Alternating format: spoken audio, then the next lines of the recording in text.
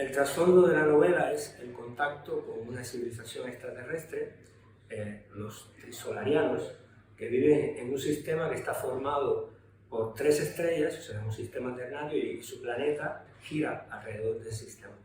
Normalmente en la ciencia el problema de 3 cuerpos, que sería explicar las trayectorias o las órbitas de estos 3 soles, es un problema que se considera insoluble o caótico. Porque lamentablemente las órbitas caóticas de su planeta alrededor de estos 3 soles generan continuamente catástrofes climáticas, geológicas, naturales, que hacen la vida imposible. El problema de 3 cuerpos se puede considerar un caso especial del problema de n cuerpos. Podemos imaginarnos que si tenemos muchos cuerpos que están, digamos, relacionados entre sí por la fuerza gravitatoria, esto es lo que representa el problema de n cuerpos.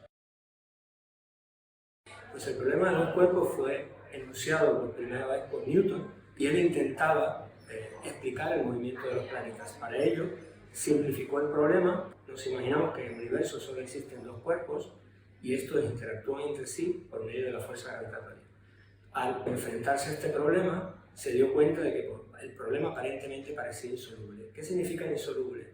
Cuando íbamos a resolver un problema matemático teníamos que tener tantas ecuaciones como incógnitas. El problema es que cuando Newton se enfrenta al problema por primera vez, al problema de 2 cuerpos, piensa que no tenemos ecuaciones suficientes para resolver el problema.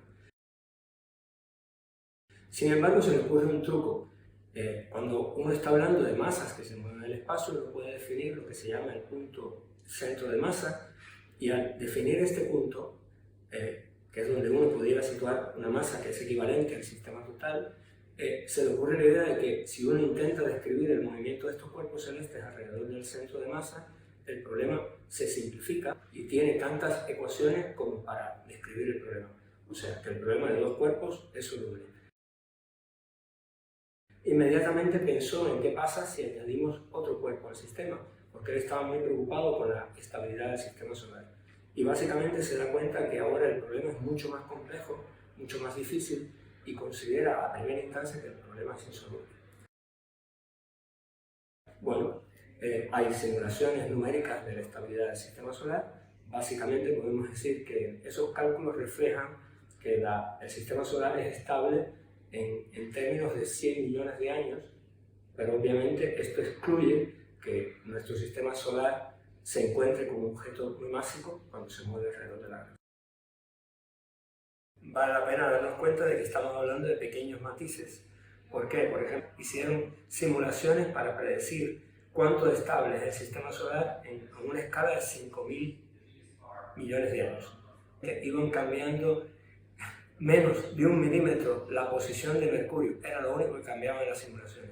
Pues aproximadamente en el 1% de estas simulaciones, Mercurio o chocaba con el Sol o chocaba con Venus. En algunas de esas simulaciones básicamente se desestabilizaba toda la parte interna del sistema solar. O sea, que la estabilidad del sistema solar es algo que depende de parámetros muy pequeñitos. Euler encontró por lo menos 3 soluciones en las cuales los 3 cuerpos se están moviendo, rotando prácticamente de una manera síncrona en un escenario que es como si fuera un eclipse continuo. Uno se puede imaginar los 3 cuerpos girando alrededor del centro de masa. Lagrange, a él se le ocurrió una solución distinta, en la cual estos 3 cuerpos están en los vértices de un triángulo equilátero, esos triángulos que tienen los lados iguales, y prácticamente se mueven, están girando en esa formación triangular alrededor del centro de masa. Estas soluciones, aunque no son soluciones generales, tienen una importancia práctica, porque, por ejemplo, definen puntos de órbitas que son muy estables, y esto se puede utilizar porque son posiciones en las cuales uno puede poner satélites.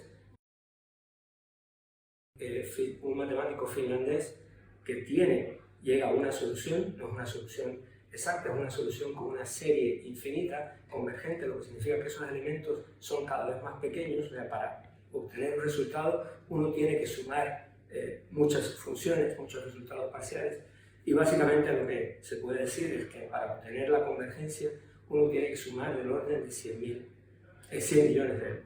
Hoy en día el problema se considera desde esa perspectiva soluble. con los ordenadores potentes somos capaces de solucionar el problema de una manera numérica.